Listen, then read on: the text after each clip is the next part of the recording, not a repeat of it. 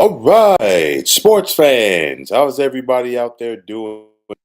William Martin coming at you one more time here on YouTube with another edition of the 300 Pounds of Sports Knowledge Podcast. Now, it still hasn't even been 1 month, okay, since that shocking trade that saw the Dallas Mavericks trade Luka Doncic to the Los Angeles Lakers. And of course, the feelings and emotions about it are still very raw for many people. We've seen an upset Mavericks fan base over this deal, and rightfully so, because they saw their franchise player leave town shockingly, abruptly, and unexpectedly. And of course, the disgust by most Maverick fans is towards the front office, ownership, and of course, the team's general manager, Nico Harrison. Now, the Mavs are 5-5 since they sent Luka to the Lakers. And of course, with if you're the Mavericks and if you're Nico Harrison, especially after we saw this Luka-led Dallas team get to the NBA Finals last year, anything short of an NBA championship, of course, is going to put Nico Harrison under the spotlight.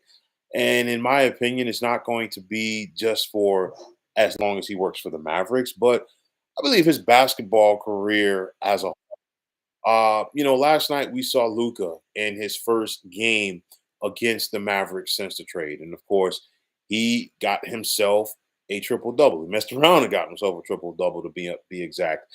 19 points, 15 rebounds, and 12 assists to be exact in the 107-99 victory for the Mavericks in LA. Pardon me, for the Lakers. I've been accustomed to saying Luka with the Mavericks so long, but nonetheless for the Lakers against the Mavericks in LA. Then, of course, the disgust for Mavericks fans towards Nico Harrison, along with the love. He's basically gotten the Bronx cheer, if you will, from Laker fans. And, it's been a very interesting and weird 30 days or so for the Dallas Mavericks. I mean, we've seen protests in Big D by some fans. We've seen the franchise rather, even refunding money to some season ticket holders. We've seen fans abruptly removed from the home arena with their signs in favor of Luka, with their signs, disparaging Nico Harrison, and it's just a very surprising and just interesting situation to sum it up in the best way. So, of course, this question is still going to be there. Were the Mavericks right to move on from Luka? I mean, it's one of those where you're hearing reports come out, and the Mavericks are putting them out there as far as I'm worrying about his conditioning, drinking, you name it. And of course, Dallas. I'm, I mean, I'm sure there's some truth to it, but I mean, Dallas is going to try to go out there and do everything possible to try to, pretty things up for them and maybe put Luca down. I don't know, but my thing is this: this is going to be one of those deals, and like I said, when it went down, either it's going to work or somebody's going to be out of a job very soon. And of course, if that somebody is out of a job very soon, it's going to be one Nico Harrison. To me, the biggest thing is whatever it was with Luca, and I'm not sure. I'm not there. I wasn't there. Okay. But I feel like, you know what? Could it have been salvaged? Possibly. Okay, as far as relationship between Mavericks and player. But I'll tell you this, I think the biggest thing for me and a lot of other people is if you're Dallas and you were going to trade Luca and you were willing to part with one of the best players in the league when healthy, it's one of those where I do think the Mavericks should have opened it up to the entire NBA and not just the Lakers. No disrespect to Anthony Davis. He's a top player when he's healthy, but I feel like the Mavericks could have gotten back a lot more if they were going to go out there and put Luka on the market. Remember, a couple of years ago, the Utah Jazz got 4 first-round picks back from the Minnesota Timberwolves as part of their deal, not the whole deal, but just part of their deal to send Rudy Gobert there. So if Utah got 4 first-round picks back for Rudy Gobert, what would Dallas have gotten back for Luka if they had put him on the market and made him available to the other 29 teams around the NBA. So, of course, round one of the Mavs versus Luka went to Luka last night in LA. And of course, Luka lost a lot of money in that trade. And you just have to wonder if we're going to see an angry Luka going forward. But then on top of that, will he stay with the Lakers long term or short term? I mean, his contract is up after 2026. He does have a player option for nearly 50 million for the following season.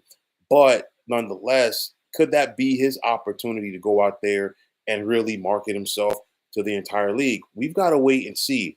Nico Harrison, though, I mean, it's been a wave of criticism. And I'll tell you, every time that the Mavericks do something bad, that wave of criticism is going to pile on. And of course, every time that Luka and the Lakers do something good, it's going to pile on as well. And of course, if this does not work out in the favor of the Dallas Mavericks, it's going to be another stain on Nico Harrison's career. Remember, he was a guy that was a part of that Steph Curry fiasco as far as being able to resign or failing to resign the superstar basketball player when he was with Nike. And of course, that was a botched presentation that resulted in Curry going to Under Armour. And of course, the rest is history. But I mean, you look at things right now, the Lakers are looking like a darn good basketball team.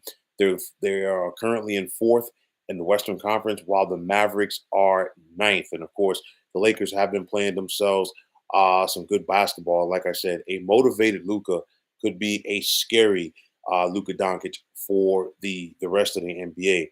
But nonetheless, round one went to Luka last night.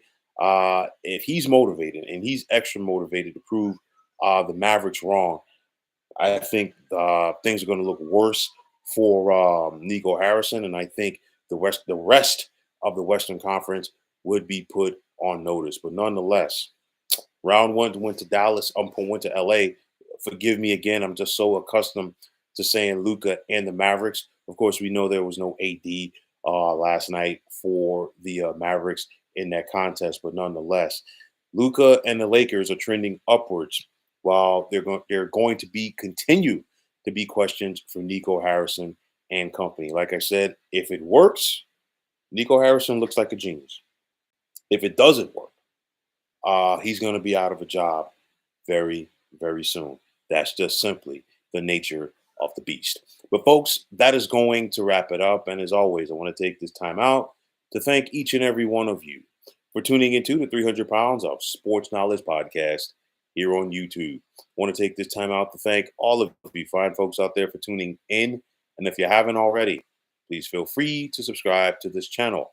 Now, if you're on the X, formerly known as Twitter, please feel free to follow me at 300 Pounds of Sports. And like I always say, if you follow me, it'll be my pleasure to follow you right back. There's also the sports discussion group on Facebook at the Sports Depot 365. You could check it out. Drop a line to be a part of one of the better sports debating sites going on social media. So once again, fine folks, my name is William Martin, and I am signing off.